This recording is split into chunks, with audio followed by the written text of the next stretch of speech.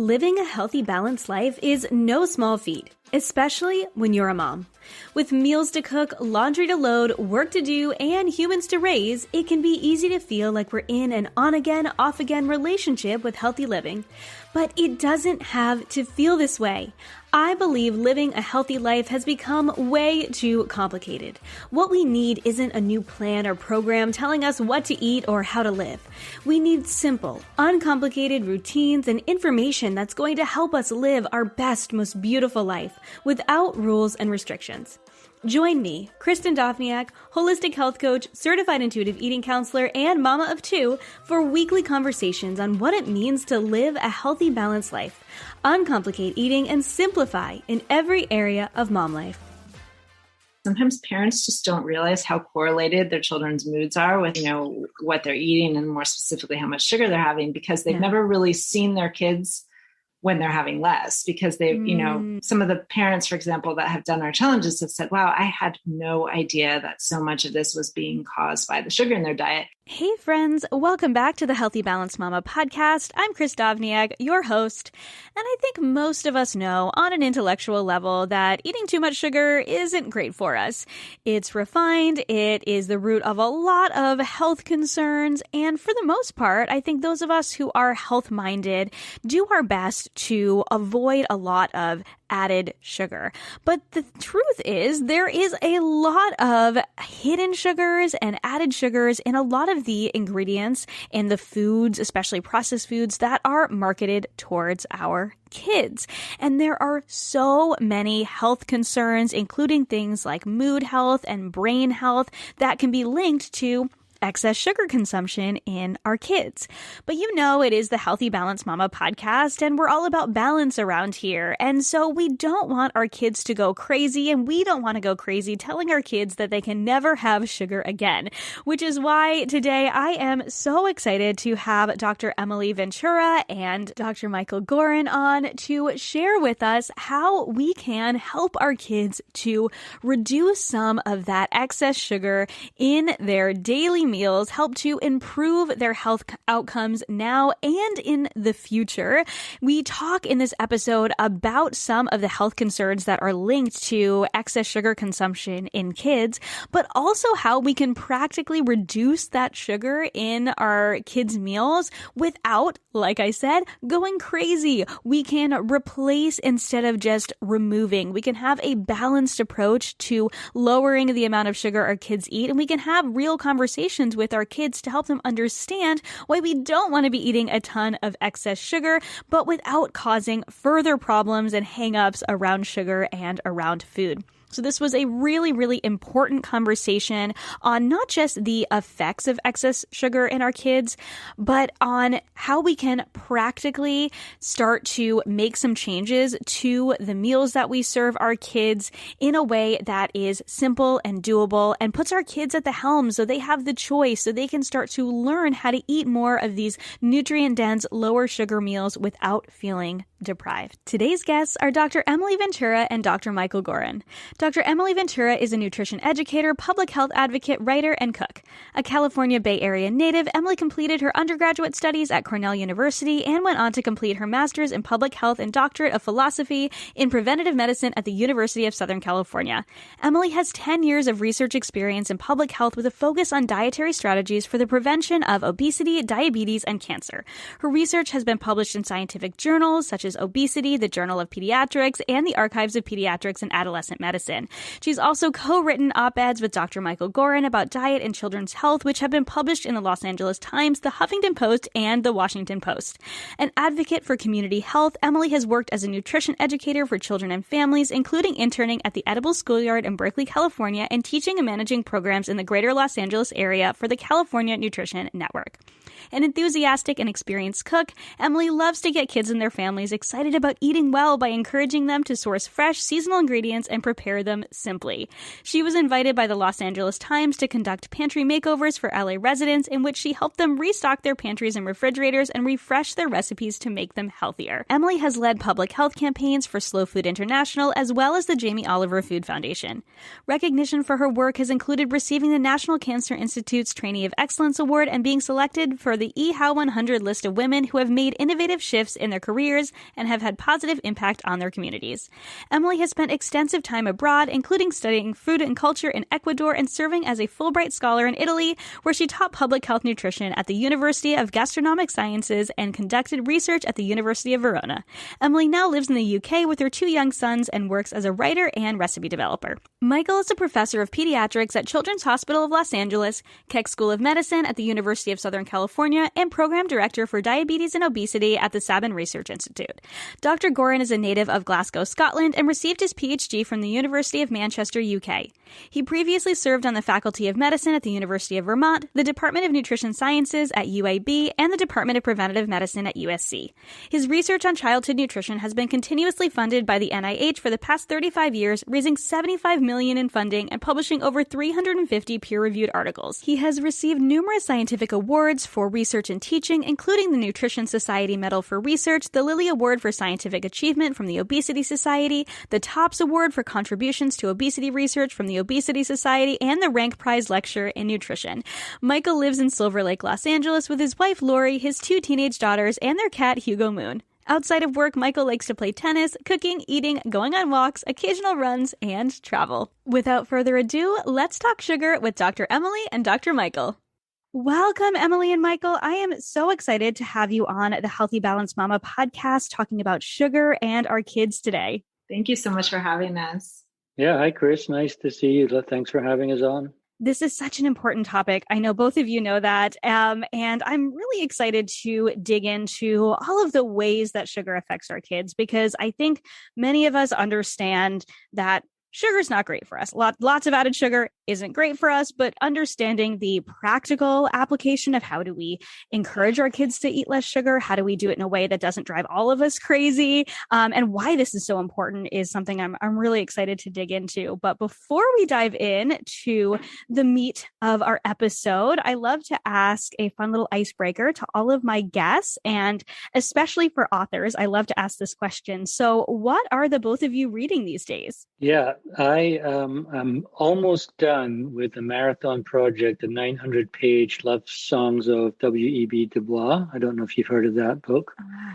It's phenomenal. She's a former poet who wrote it, and it's about, it goes into the history of a family in the South whose history involves slaves and how they broke free of it, and it's really beautifully written. 800 pages, but I'm almost done. Wonderful. And I just got a copy, and on the other side of the fence I got Drop Acid, David Perlmutter's new book, the author of Grain Brain, which has echoing a lot of what we say in Sugar Proof about the science of uric acid and metabolic health. So it's a mixture of the keeping up with the science and just reading for fun as well. I love that. I am very much the same. I usually have something fiction and something nonfiction on my bookshelf at every time. What about you, Emily? Great question. Well, I've got kind of a mix. I'm reading a pretty heavy title at the moment because I'm still healing from some trauma that I went through when my husband died 3 years ago. So I'm reading The Body Keeps the Score, which is super heavy, and I have to take it in small doses. So, for fun, I'm picking up other things like some of the cookbooks that I've purchased in the last few years and haven't, I've flipped through, but haven't really read. So just recently I picked back up Salt and Thyme by Alyssa Timoskina, which I absolutely love, and just looking again at all of these wonderful fermentation recipes that she has, and can't wait to try a few more of those. Oh, I love that. As a chef, I love hearing the cookbooks and as well as the heavier reads, but The Body Keeps the Score is an incredible book. Any listeners who haven't read that and who have experienced trauma in any way, it's a really incredible read. It is definitely one that took me a long time to get through, but it's one of those, you get a little bit from it every time you read it. So exactly. I love that. I love all of these suggestions. These are, this is my favorite question to ask guests at the beginning because I get suggestions myself and then my listeners do too. So what's on your nightstand? Well, it's interesting. I just finished your book, so I was just working on that. You finished it? Yeah. So I just finished Sugar Proof, and I just actually, I'm trying to think of oh, this author, when we're recording this author's episode will already be out. So I guess I'm plugging a previous episode. But I also just read a book by Rebecca Rowland, The Art of Talking with Children, which was a really fantastic book about having conversations with our kids and how to have deeper conversations with our kids. And so I really enjoyed, those are my nonfiction picks. And for fiction right now, I am reading Malibu Rising by Taylor Jenkins Reid, which I read her book, The Seven Husbands of Evelyn Hugo. I don't know if I'm sure it's been going around on the internet as a lot of people love this book. And so I'm reading that as kind of like my fun fiction read. So yeah, that's what's on my bookshelf. Sounds great. I normally don't get to share mine, so I really love that you asked me that back. Sure. Yeah. So like I mentioned, you two have a book together called Sugar Proof, and we are going to talk today about sugar and how it affects our kids. And I really want to start by talking about why this matters. And I think intellectually, a lot of us know at this point that refined sugar is not the best for us.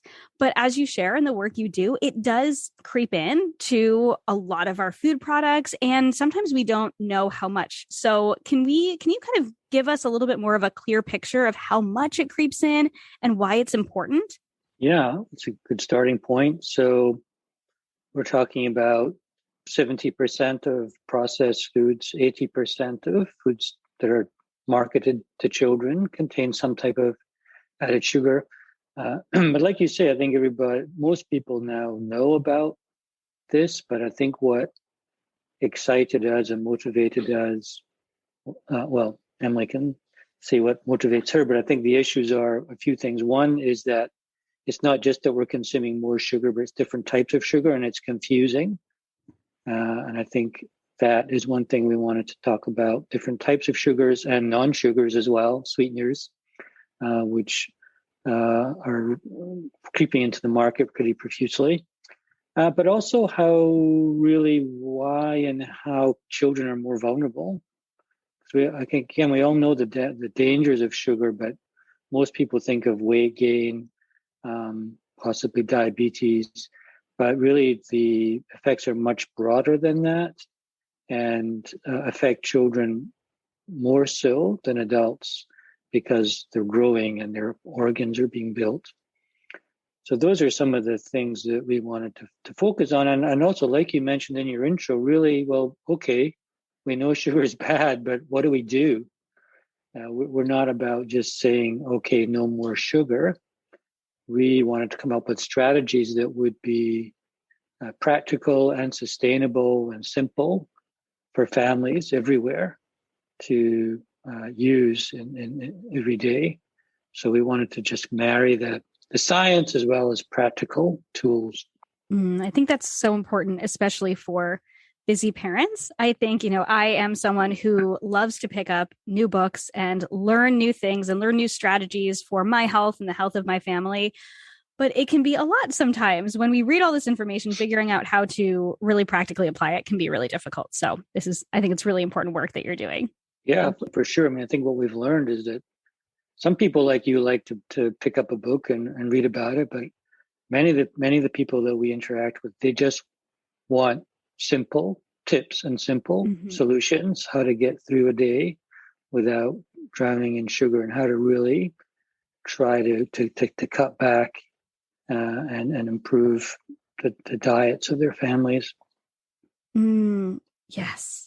So I realized that I wanted to ask you, both of you, and I guess I didn't. We kind of jumped right in on why this is important, but where did the inspiration for writing this book come from? Where did this interest, this desire to study sugar and our kids come from for both of you? Well, I've been doing the research on this for over 30 years. So coming up on 35 years, I'm kind of losing count of the years, but it's been a passion of mine. This is what my career has focused on. I do research studies in patients and families, trying to understand the nutritional components that affect kids' health and testing new strategies for altering it. And I think we've learned a lot, but there's a huge gap between what we found in the research and making it broadly available. My average paper is cited 100 times or something like that. Mm-hmm. And there's like a 20-year gap or something between research and finding its way into everyday health, everyday use. So obviously, that's not good. I wanted to accelerate that. I wanted to speed up that process, and so I wanted to share the science and share the solutions. And Emily may want to add to that in terms of her own motivation, but that's my passion, is just to accelerate that science to public health impact. I think that's something that most people don't realize either, is that it does take so long for that science, for that research to not just be done, but then to actually start, being applied in our everyday life, in health recommendations, and it takes a really long time. And so I think it is important that we have researchers and authors like you who are bringing this into more the mainstream sooner than it would otherwise, and maybe health recommendations. We published 2 papers this month. One of them took 5 years to get funded. Wow. And 5 years to do the study. So that's 10 years from start to finish. Wow. So, and the other one maybe a bit shorter, maybe 6 or 7 years by the time you get funding and do the study and get it published. And also, especially for the studies we do, we're following babies, kids long term to look at the effects over time. So just by nature, those studies can take years and years and years. So we don't want another decade on top of that to reach the public. Yes. Yeah, absolutely. So what about you, Emily? What was your inspiration and to write this book and to study this and bring this to the world? My background is a community and nutrition educator, and I first got excited about the topic when I was working at the Edible Schoolyard in Berkeley, California, which is Alice Waters' flagship kitchen and garden program. And I just saw the transformative effects on kids when they had the chance to grow their own healthy ingredients and then take those into the kitchen classroom and cook. And it just brought nutrition education to life, and it really got me excited about the field. And then I worked for a number of years in the community after that in different settings, and then ended up doing my graduate work in Michael's lab at USC. So I did my master's in public health, and I did a PhD in health behavior. And working on his research studies and just seeing those direct connections between how kids were eating and how that was impacting their health, and oftentimes in ways that wouldn't have been detected just from routine, visits with the doctors, more all these advanced clinical tests that he was doing in the research, and seeing some of these effects that, were silent but serious was a huge wake-up call for me. And then I think the final piece was when I had my own kids and just realized that, wow, this is really confusing as a mom. You're busy, you're tired, you're in the store, you're not sure what's good, you're getting conflicting advice, even sometimes from your own pediatrician. And so Michael invited me to collaborate with him on this book, and it's been a great collaboration. And I've also had the chance to develop the recipes. So I do have some additional previous experience working as a cook. And so I've really enjoyed working on the recipe component as well. Well, I definitely like the recipe side of things too, because that's one of the parts of the practical side of things. It's the knowledge, and then it's, okay, how do we actually create recipes that are lower sugar, that our kids are going to enjoy? And we'll talk about that more in a little bit. Great. Yeah. But I think that I very much am in a similar place where I studied nutrition and then eventually got my culinary school, I went to culinary school and got my degree in culinary arts because I wanted to share more about the practical side of how we can feed our families healthy food, because it is, not everyone, like you said, Michael, is a researcher. Not everyone is necessarily going to read through the whole book. They might pick it up, skim it through, and go, okay, give me the recipes. How am I going to do this? So I think marrying both of those is really, really great. But I want to dig into, and I want you to speak to the listener on this why behind why excess sugar is harmful, because I really want to debunk the myth. And you talk about this in your book, that sugar is a weight only issue. I know you mentioned this, Michael, that oftentimes we think of it as, sugar is what's contributing to weight gain in adults in a lot of cases. But something that I like to talk about on the podcast is that healthy bodies and unhealthy bodies can come in all different sizes. And I think sometimes we assume if our kids aren't considered to be obese, then sugar isn't affecting them. So what are some of the other ways other than weight that sugar can affect our kids' health and well-being?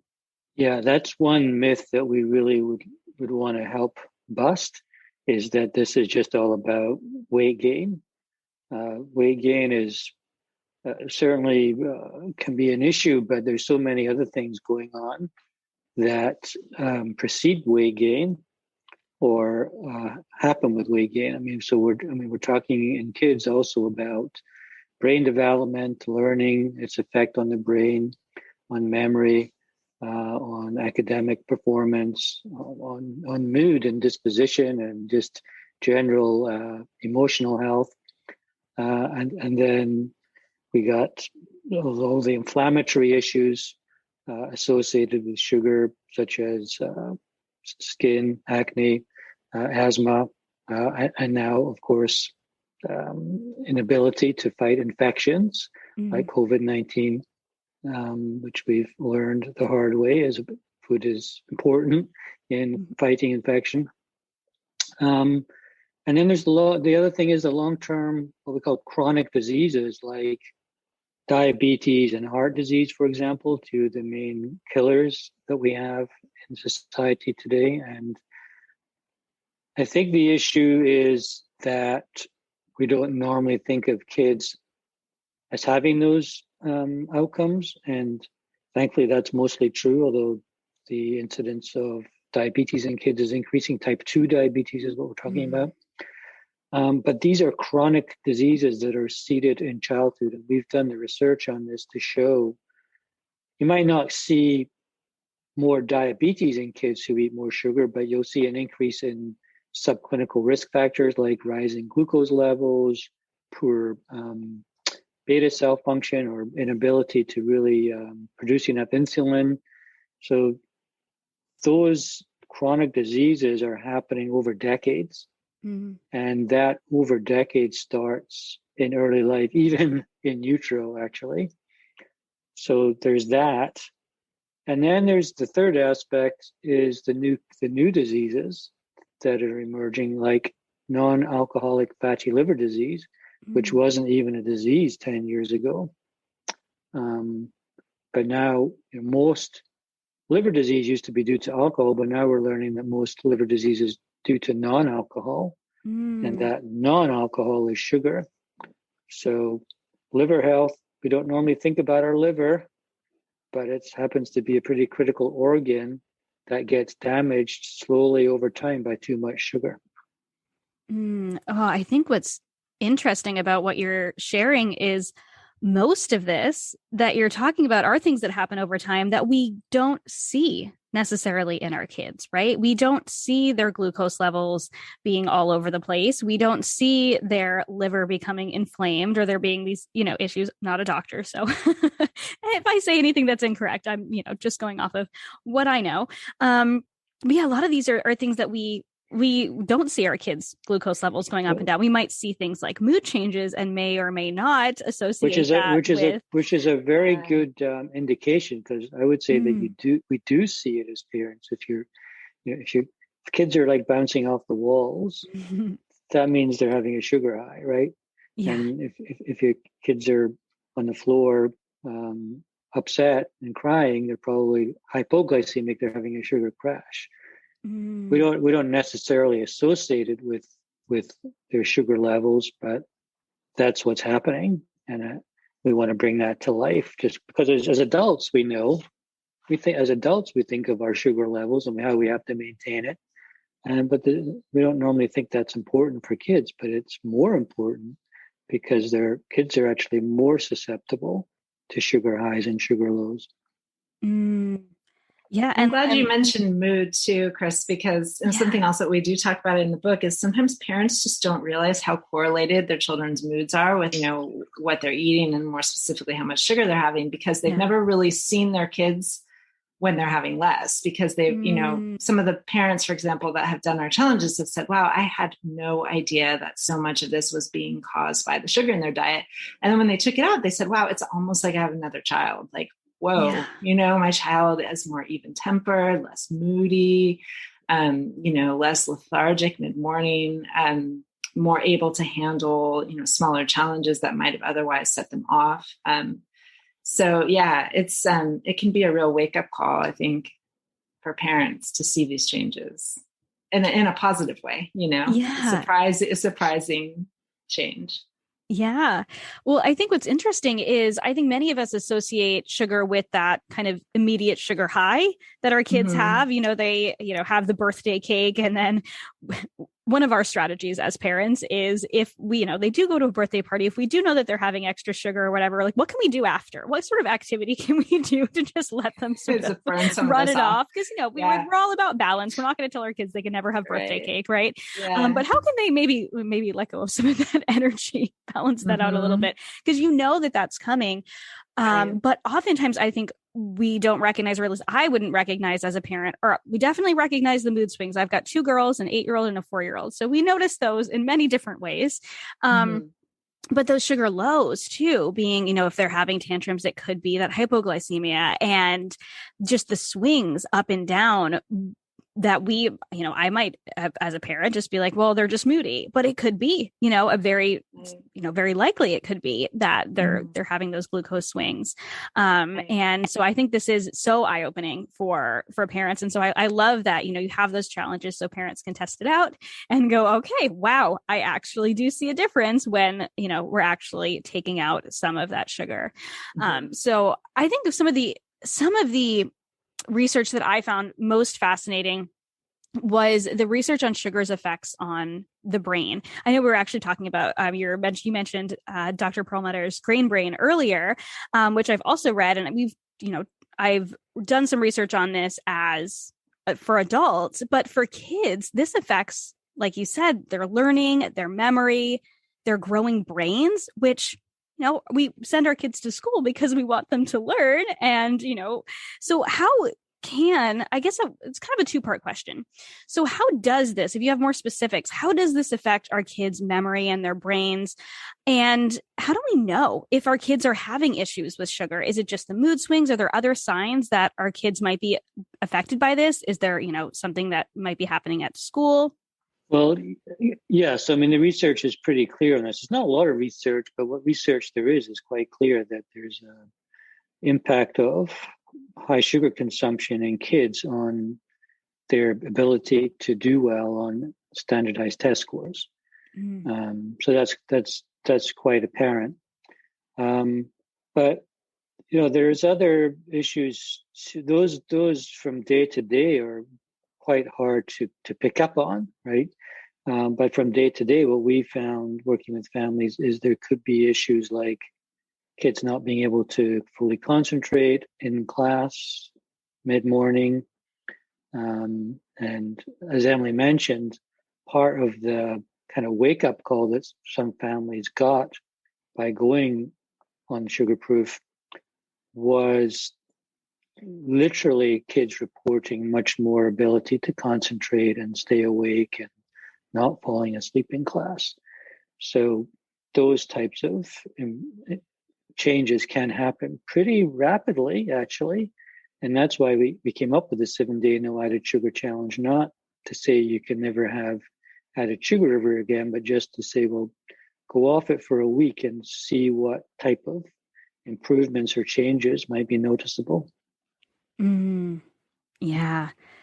I think it is sometimes we just need to actually experience it for ourselves, for our kids, in order to kind of see those changes. It's so fascinating that it has a difference in standardized test scores. And I mean, how many kids are maybe experiencing issues with school or having trouble concentrating? And, there are so many kids who, I don't want to word this the wrong way because I don't want to call anything out, but I'm thinking of different diagnoses and things like that may or may not be true diagnoses in terms of concentration, things like that, maybe starting with sugar is a way to start and see, if some of these problems are still there. So I find that really interesting. For sure. I mean, there's not great evidence to show that high sugar, for example, causes diagnosis like ADHD, for example. But studies show that if you reduce sugar, you can improve the symptoms. So I'm not going to say, I don't know for sure if it's a cause. There's probably multiple factors, but definitely studies show that you can improve the day-to-day symptoms by cutting back on sugar. Yeah, no, that makes so much sense. And I think anything that we can do as parents to help our kids when it comes to school, when it comes to learning, and especially behavior too. I've had several parenting experts on the podcast, and we've talked a lot about behavior and our kids and moods and things like that. And like, how much could we, help that situation before it even starts by just, focusing on the food that we eat and doing it in a way that is appealing for our kids too, right? Because I think that can be, I know that that's a struggle for parents, is going, okay, I get that too much sugar is not great for my kids or us as parents as well. So what can we do as parents to start recognizing the added sugar? And I guess, what are some of your tips for reducing and avoiding the added sugar in our meals?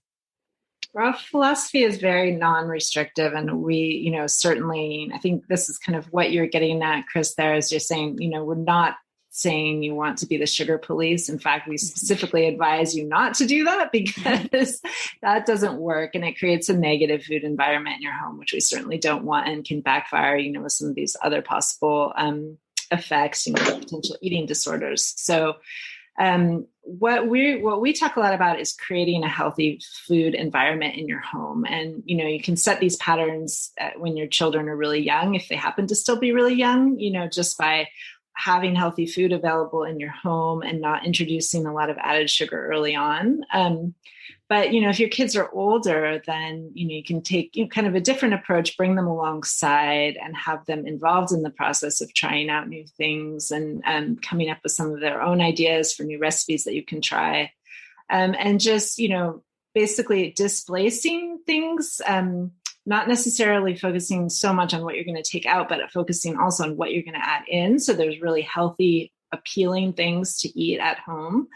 And a lot of the families we've worked with have said, yeah, that works really well for them, because the kids are going to get exposed to a lot of sugar outside of the home anyway. And usually that'll sort of fill up like that, those categories of like the extra, cookies or whatever, they'll be having those probably at some point outside.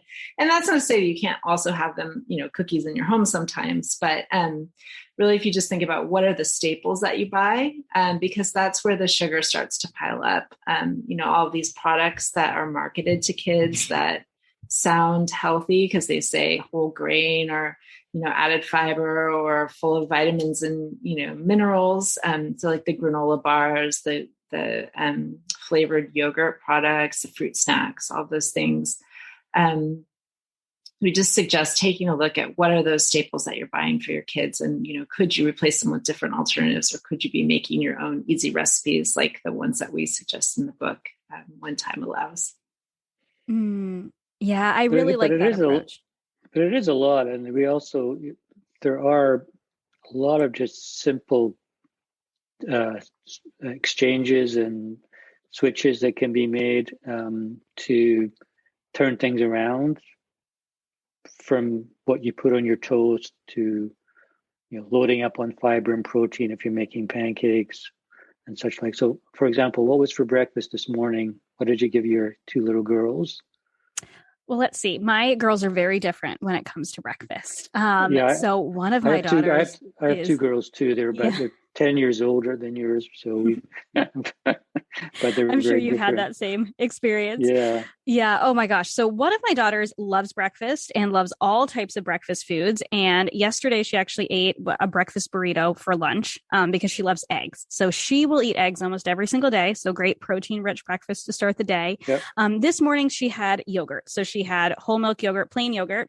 We do a little bit of maple syrup on top because she likes it a little bit sweet.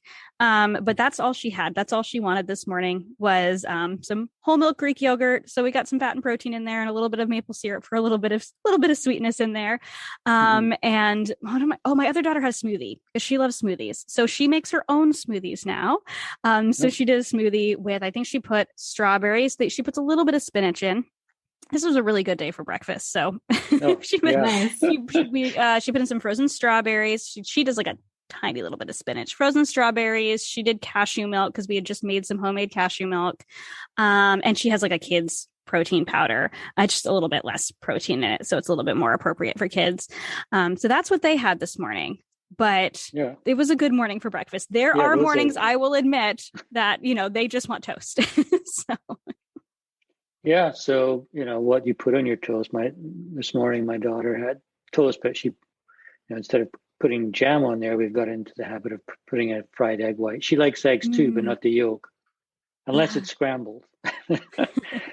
But fried egg white, she's taken to that. So that's it's all about trying to shift the balance from sugar to more protein and fiber. And your kids' smoothie example is a good example of that.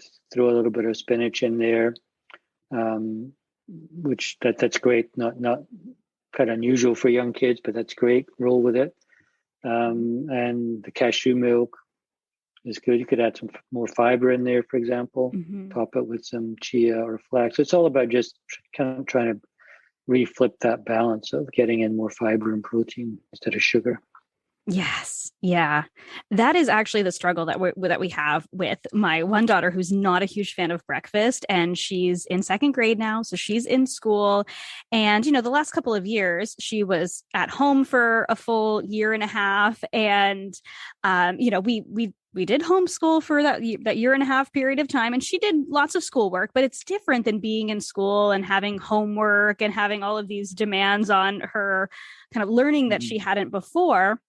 And so we tried to have the conversation about, you need to have a breakfast that's going to keep you full, that's going to help you concentrate for school. It's not as flexible as when you were at home. We were still following curriculum, but it was a little bit more flexible. And so she has a hard time with breakfast foods because she really would just eat toast every day. And so that's why we started bringing in the smoothie, and we kind of try to have that conversation about, okay, let's make sure that there's some protein in here. She doesn't like, her sister will eat smoothies with some like peanut butter or almond butter in it. So they're not allergic, thankfully. So a little bit of healthy fat in there. She doesn't like that. So we try to find that balance and just go, okay, well, you've got your strawberries or your blueberries or whatever. She likes those frozen berries. Let's make sure we get a little bit of protein in. Let's make sure. And so I think the smoothies have been great for her, because otherwise it is just toast, because she won't do eggs. She won't do like a chicken sausage like her sister does or anything like that. She doesn't like yogurt. And so it's so hard sometimes with kids. I know, definitely. So that versatility was important for us. So we, as parents, we recognized that. And most diet books out there are one size fits all. Here's your meal plan for the week. Go for it. But we know families don't work that way. So we wanted to have maximal versatility on all of our recipes to suit not just differences between families, but like you're saying, differences within families, because that's very common. Exactly. And just to chime in, my two boys are very similar in that as well. They're 6 and 9, and they have very different food tastes as well. And there's some things that they both enjoy, but there's definite different, like opposite tastes going on as well too. Yeah. So it is very common. Yeah. And, it's just about finding things that, that are flexible and versatile. So you can be serving one meal, but the kids can have choice within it. Is giving them a choice also gives them that autonomy, to feel like they chose what they're eating, to within reason. I think that can be really helpful, So putting their own toppings on things, sprinkling their own, on things on top of smoothies, that kind of thing can be really helpful. Yeah, absolutely. I think that that's what's worked really well with our older daughter is just going, okay, well, why don't you come up with some ideas? Because she was just in a phase a couple months ago where she just didn't want anything for breakfast. And we're like, you gotta eat something. So what would you like to try? And that's where the smoothies came about. She's like, well, I would like, and she does them herself. And I would just sort of like guide and go, okay, make sure you've got more than just strawberries and milk in your smoothie. Like, let's put something else in there. But she chooses. Like the other day, she was like, I'm gonna put some spinach in the smoothie. I was like, okay.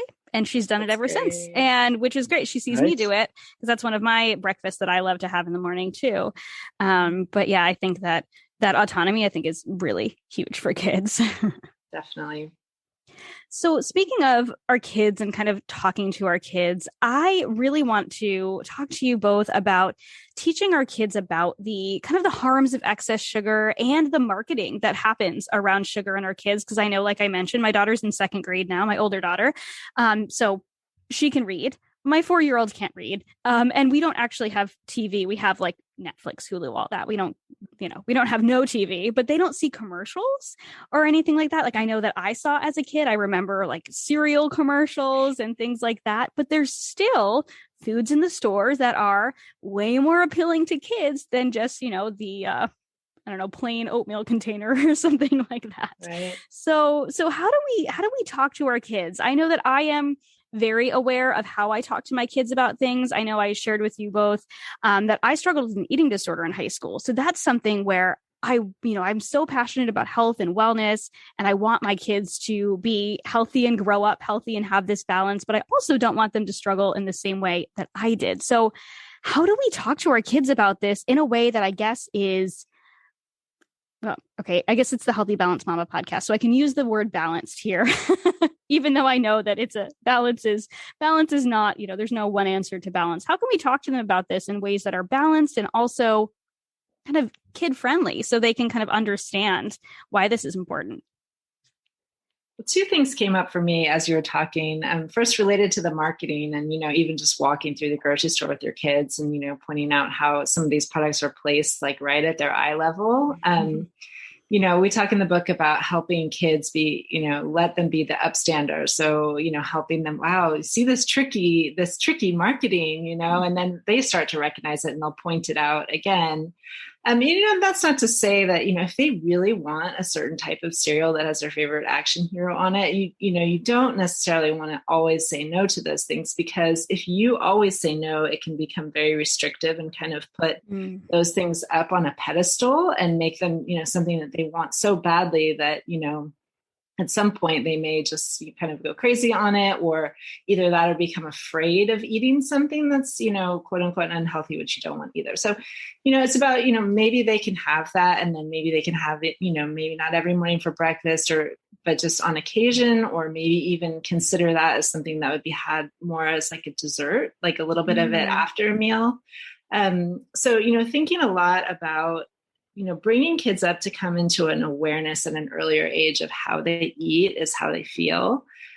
So, yes, you can have some of the cereal. You might not feel great if you had that first thing in the morning, because it's not going to give you a lot of steady energy for the day ahead of you, because you've got all these great activities planned. But, what if we had a little bit of it later after you've had lunch? Or, that's the kind of conversation that I wind up having with my boys. And then, sometimes they are going to overdo it, at a party, and that's fine. You don't want to end up shaming them or making them feel bad for that. But just being able to have that open conversation about saying, okay, well, no problem. Yeah, you had a lot of cake, and, I understand your tummy's not feeling well, and that's okay.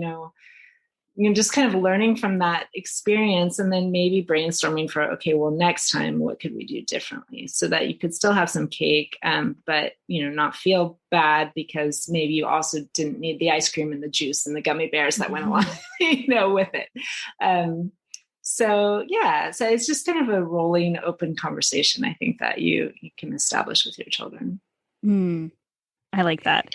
But you also have to get down on their level and figure out their internal motivation. So avoid using external motivations is a good rule of thumb in this situation. Like don't want to use food as a reward or money to help get them to eat something or not eat something. So you want to find out what their internal drivers are. Whether that's being an upstander, it could be something that your kids are motivated to do, or could be that they want to run faster or do better at school or fit into a new pair of jeans. I mean, it's all very dependent on age and context. So I think trying to figure out exactly what might motivate them on their level is very important. Yeah. Yeah. That's so interesting too, that perspective. I love all of this. I think it is getting on their level and having it be an ongoing conversation. And I'm just thinking about my own girls and, being that they are 4 years apart, the difference in their motivation and just what they understand as I have these conversations with them. Because like I said, I do try and have these conversations with them, especially around just making sure that they're getting enough that protein and fiber with whatever they're eating, just so it does sort of balance things out. But I know my 4-year-old, it's mostly like, she's so funny. My kids are different in their food preferences, mostly at breakfast. They're a little bit more similar for lunch and dinner, but she is a grazer just by nature. She doesn't like big meals. She will snack all day long if we let her. And so we try and give her meals that are going to hold her over a little bit more and are going to have that protein, have some healthy fats, have some fiber, and just so that she isn't constantly snacking all day long. And we try and keep pretty balanced snacks around the house. But we talk about, what's going to keep for my 4-year-old, what is going to keep your tummy full? And so she is sort of made that one of her motivations, which is interesting. So she'll go, will this keep my tummy full? Well, we'll try it out and see. Let's see if it'll keep your tummy full. That's great. So yeah, they love plantain chips. And it's like, well, okay, plantain chips are great. There's some fiber in those plantain chips. They're like the salty, savory kind. They're not sweet plantain chips. But maybe we can have some with some guacamole. And my older daughter loves plantain chips with guacamole. So that's just an example. That's like one of their favorite snacks is plantain chips. So we go, okay, I know, I love it too. So how can we add something to that? And so it is interesting thinking, I don't even think I thought about it that way. But my older daughter would make sense to talk to about school because she's definitely and concentrating at school because she has definitely found that shift from, having a little bit less structure over a couple of years to having lots of structure at school now.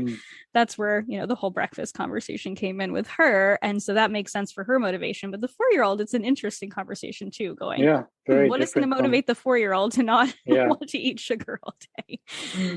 Yeah. But I think also not having that, not having so many of those foods in the house too. And like you said, sort of having those other alternatives instead, and that kind of replacing instead of like, this is what or kind of crowding out, I guess, instead of going, okay, what are we're going to take away all of these foods that they're so used to, but bringing in those other options instead of just going, okay, we're never going to eat sugar again, because that's going to make everyone in the house crazy. And we don't want to do that.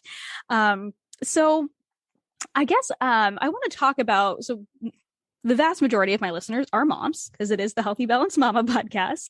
And I hear from a lot of the women in my community. I talk a lot about meal planning. I develop recipes as well as the podcast. So I hear a lot from the women in my community that their kids just won't eat certain foods. Like, oh, well, they won't eat vegetables, or my kids just won't eat protein. They just want to eat pasta every meal. How do we encourage our kids to, how do we encourage lower sugar options for our kids? And maybe what are some practical things that you have on hand for your kids that are maybe lower sugar, maybe snacks or meals, maybe your go-tos, for the people listening, for the moms listening or the parents listening who are like, okay, this is all great, but how are we actually going to encourage our kids to eat foods that are not just sugar foods all day long? Wow, where to start? I know that was kind of a loaded question. That was a lot of questions. Yeah. Which part would you like to start with? How about encouraging our kids to enjoy lower sugar options, and then maybe some examples? Okay, so definitely getting them involved and picking out the recipe and helping make it is really helpful. And, even if, for example, that recipe might include something that they don't want to try in the end, it's still a huge win if they've got their hands on those ingredients and are helping pick it out. But if they did pick out the recipe and the ingredients, there's a greater chance that they will end up tasting it and trying it and liking it. So, having your kids flip through cookbooks that have pictures if they're really young, and, flagging those cookbooks and showing you what they might want to try is a fun activity. And kids, even as young as 3, 4 can, put paper flags in cookbooks, or talking with them about the different options, or taking them with you to the market and pointing out things and picking out something new to try. Those are all great ways to go about it. And a lot of our recipes are really flexible. So, for example, we have an energy bite recipe in the book, and there's literally a table in there that says, okay, the component is dried fruit. So within that component, you could pick figs or apricots or dates or raisins, and coming up with your own flavor combinations. So, then there's a category for nuts or seeds. So the kids could pick sunflower seeds or almonds or walnuts or whatever sounds good to them. And then it's their own. So then they've got their own flavor combination. They can name it, and it makes it really fun. So those are some of my favorite tips. But yeah, I mean, it also doesn't have to be related to cooking. It could just be prepping, like Emily mentioned earlier, sprinkling stuff on food. So like there's a great study that was done that randomized kids to either a regular high sugar cereal like your Frosted Flakes and your Honey Nut O's, or they got just the plain old regular boring low sugar cereals that many families would say, oh, my kid's not going to eat that. Mm-hmm. So they randomized them to these two groups, but they also gave them the opportunity to sprinkle stuff on top of it, to like put some berries on it or chopped fruit, or even to put packets of sugar on it if they wanted to. And what they found was that kids were perfectly happy eating the low sugar cereal, and they were more likely just to kind of throw stuff on top of it to make it more appealing. Like they would put fruit on it or berries. Some of them did put sugar on it, but it was still a lot less than they would get from the high sugar cereal. And overall, at the end of the day, the kids who were assigned to the low sugar cereals they ate less calories, less sugar, and more fiber and more nutrients. So it builds on this issue of giving kids autonomy and having them make their own little concoction, which most parents would know kids love to do. If you think of like the yogurt bars, for example, where you get the yogurt and you put all the crazy stuff on top of it. It's the same type of concept, different stuff that gets loaded on top. It's healthy stuff, but the principle is the same, and that is that kids actually love that autonomy. They love to kind of make their own little concoctions. And so that's one way, and you can apply that to many different scenarios, but that's one way to get your kids to enjoy more of the lower sugar options. Yeah. It's a great point. And also just letting them put their own food on their own plate can be a huge thing too. And because some kids don't want things mixed, they don't want things touching, they don't want certain, ingredients. So, these flexible kind of family style meals can be really helpful. If there's, 2 or 3 vegetables to choose from, they can choose 1, they can choose 2, they can choose 3. They don't have to have them all. They don't have to touch. They can, that can be really helpful too. Yeah. Oh, I love this. I think it really does come down to giving our kids the choice and giving them that option and getting them involved with the whole process.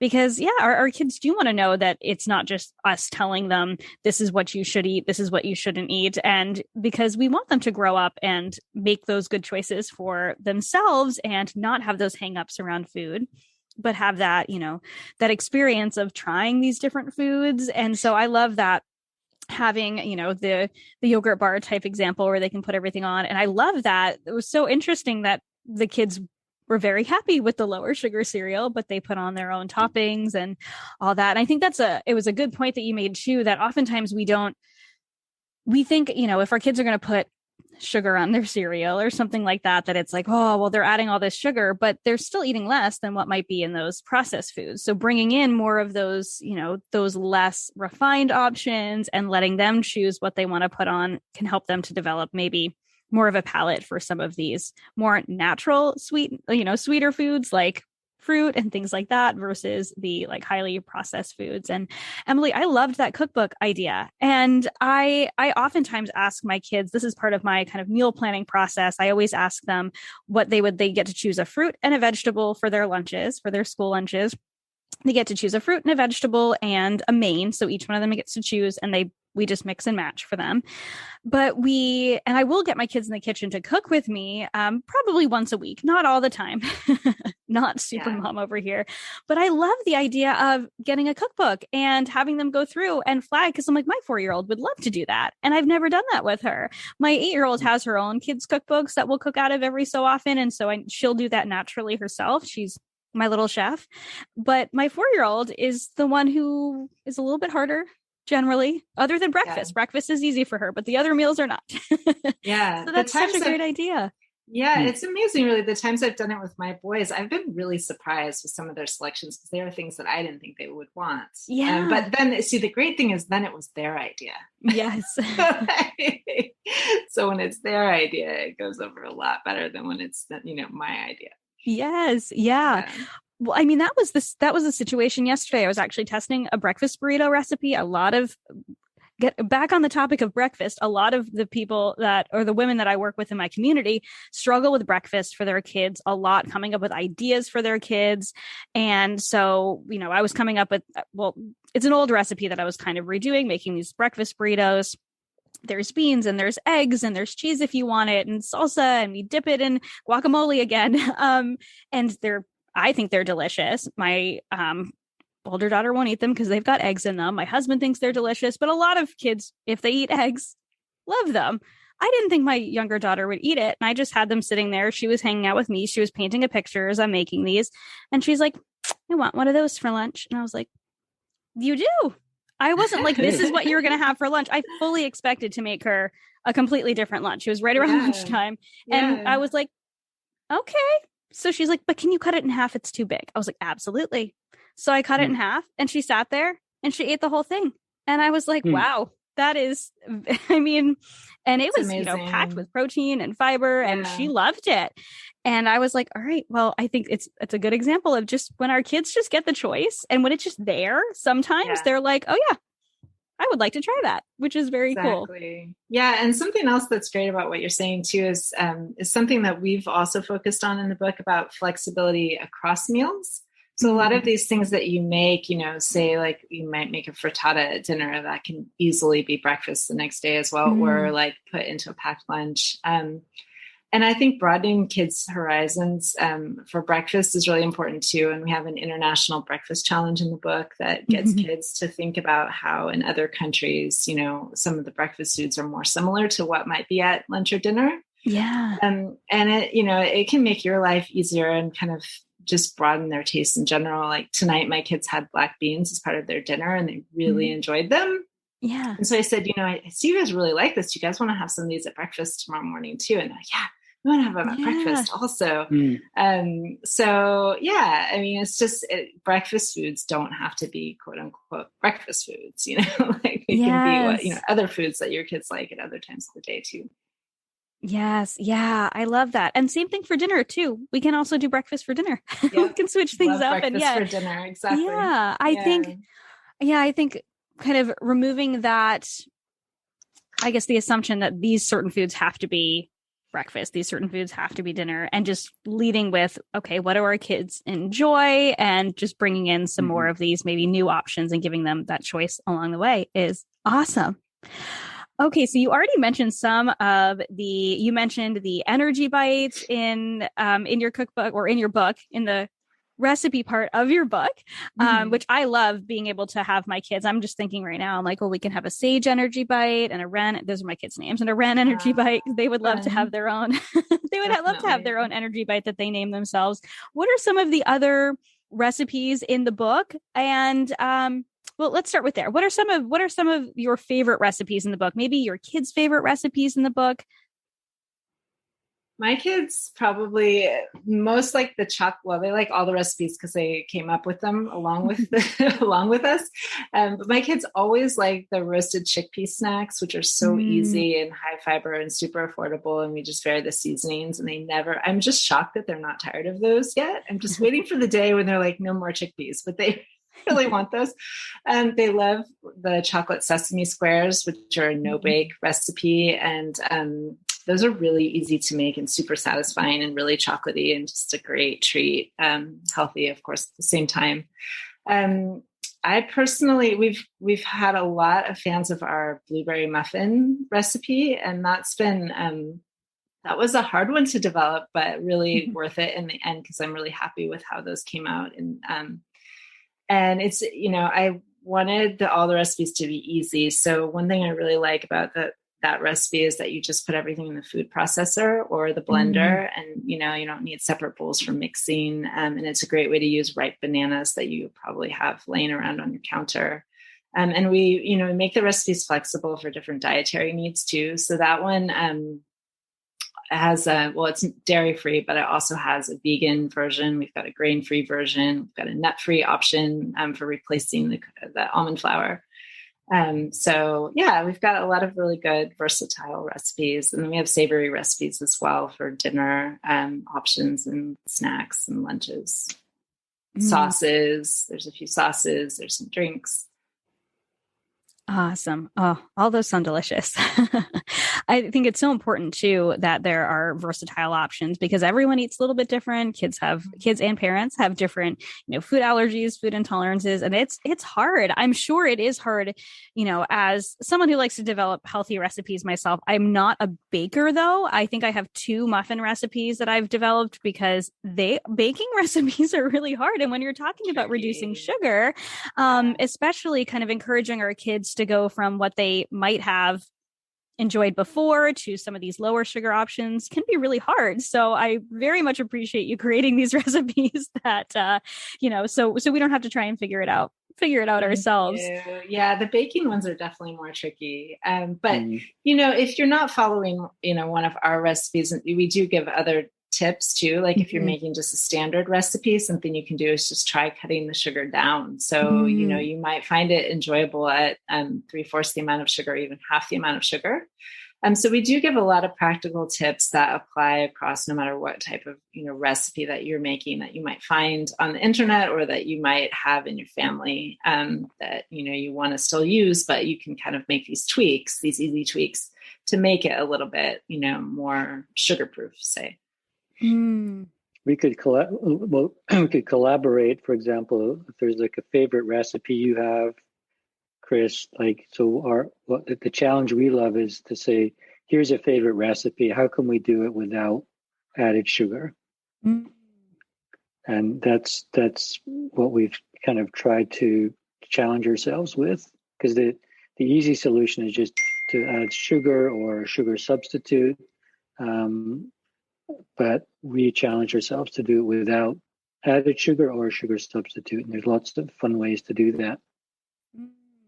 Oh, so send us a favorite recipe. Send us a favorite baking recipe. Give us a challenge. I should. We don't cook with a lot of sugar in our house, mostly because I don't bake. So if my kids have it. So our approach is generally to have more of, and I'm not saying my kids are, I'm going to take your advice to heart. And there's definitely snacks. That's the hardest part for us, or snacks for our kids. Because I think snacks for kids, so many of them are just, they're chips or crackers or bars or things like that are very high in, added sugar. And there's no fiber and protein, which is really the big thing. It's not about, again, cutting it out, but it's about adding in that fiber and that protein so that they're a little bit more balanced. Right. But we have a granola bar recipe that's really good. Oh, that would be great. Because my older daughter really loves granola bars for snacks. My younger daughter kind of, is hit or miss with the granola bars, but those are really hard, especially finding snacks for school too. that's difficult too, especially because a lot of when I do bake, I use a lot of alternative flours like almond flour. My older daughter can't bring that to school because they have to be, nut free. And so that it can be really hard. And so, yeah, I think our approach is sort of we try not to have a ton of those foods in our house, but we don't restrict them either. So we're like, well, when they're out and about, they're going to have the birthday cake.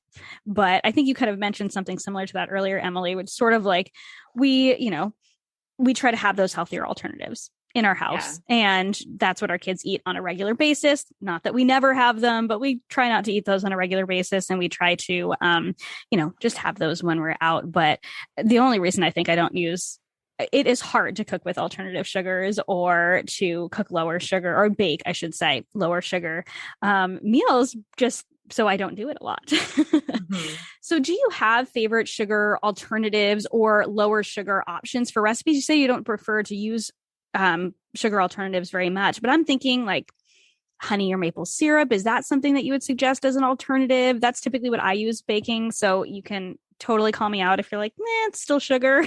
What do you prefer to use? Just reducing it, or what is your go-to? Well, yeah, so reduce it for sure, but I have maple syrup and honey in my toolbox in the kitchen. So those are still added sugars, but I think they're at the healthier end of the spectrum. They're less processed, but they're still added sugars. I like the flavor of them too. Mm-hmm. And you can control how much you use. For example, if your daughter makes a smoothie and, wants to add a little squirt of honey, that's perfectly fine. We're not here to nickel and dime little squirts of sugar here and there or sweeteners because that's, helps enjoyment of food, which is important. So taste is important. We're not big on the alternative sweeteners, even the naturally occurring ones like stevia and monk fruit, because, well, first of all, we just don't know how they're affecting the body that well. There's not a lot of studies, certainly not in kids. But also, they just don't taste good for many people. So why contaminate the taste of something when you can make something that tastes good? And what studies we do know show that they don't resolve this craving for sweetness. So I think the issue here is not just about cutting back on sugar, but cutting down on sweetness in general. And so all of our recipes use natural sweetness of whole fruits, like Emily said, the bananas in the muffins. Or we're not saying you should snack on dried fruits, but we can use dried fruits in baking because they introduce sweetness, natural flavor, and fiber and all the phytonutrients that comes along with that whole dried fruit. So, for example, one of my favorites is the mango cornbread because it's cornbread, which I love, but it uses dried mangoes as the sweetener. Sounds so good. Yeah. So that's our strategy. Not to say I wouldn't bake something with sugar. I'll just try to use less of it and use some of the less processed. Also, I would include coconut sugar in there too. Yes, I've also used coconut sugar. Yeah. I love that. I love this approach of just the awareness of how much sugar is creeping into our food and replacing or reducing. We're not totally taking everything away. We're not saying no sugar, never. We're talking about just balancing it out, making sure that, we have those healthy alternatives for them. So, and giving our kids the choice too, so they can, so this can start to be more of their norm rather than, all of the sugary stuff that's on the market for them. So this is so great. Oh my goodness. This is going to be so helpful for my listeners. And I know that your book is also going to be so helpful for my listeners. So any of my listeners who are listening and who wants to learn more about both of you and the work you do, can you share where they can connect with you and where they can get a copy of Sugar Proof? Yeah. So on social media, you can find us on Facebook or Instagram. Instagram's probably our most frequent place, which is at Sugarproof Kids. That's how to find us on Instagram. Or our website is sugarproofkids.com. And the book's available wherever you're getting books these days. And it's available in whichever format you prefer, hardback, paperback, Kindle, audiobook. So wherever you're buying books, just search for Sugarproof. Awesome. I know your Instagram is awesome, and there's a ton of great tips on there too. So they can go over and see your tips on Instagram. And I know you have some, Emily, you have some recipes on the website too, right? Is there some recipes on there too? Always developing new recipes as well. So you can find a lot of different options on sugarproofkids.com. And there's a way to filter there too. We've just added a new filter system to our website. So you'll be able to, select if your kids are at a nut-free school, you can select nut-free, dairy-free, gluten-free, whatever it is. If you're a plant-based family, you can find lots of options there as well. Awesome. Perfect. So they can go and they can check out some of the recipes while they're waiting for their book to come in. Exactly. Oh my gosh. Thank you so much, both of you, for being here, for sharing this information with us. It's so important. And I really love this balanced approach to reducing sugar for our kids, for our families, for all of us as a whole. And I think the work you're doing is so powerful for families. So thank you again. Thanks, Chris. Yeah. Thank you so much. To chat with you. Thank you for listening to my podcast. Thank you so much for listening to this episode of the Healthy Balance Mama podcast. If you loved it, would you take a screenshot and share it with a friend over on Instagram and tag me in it? It helps me so much to know what you love and are taking away from each episode. If you really loved it, would you hop over to iTunes and give me a star rating and review? Every rating and review helps this podcast be seen and heard by more women who need to hear the message of balance and wellness without deprivation. It's the best free gift you could give me. And as a reminder, the information and opinions on this podcast are meant for education and inspiration only and are not to be taken as medical advice, diagnosis, or treatment. Please consult with a trusted practitioner before making any changes. Have a beautiful day, friend, and I'll see you in the next episode.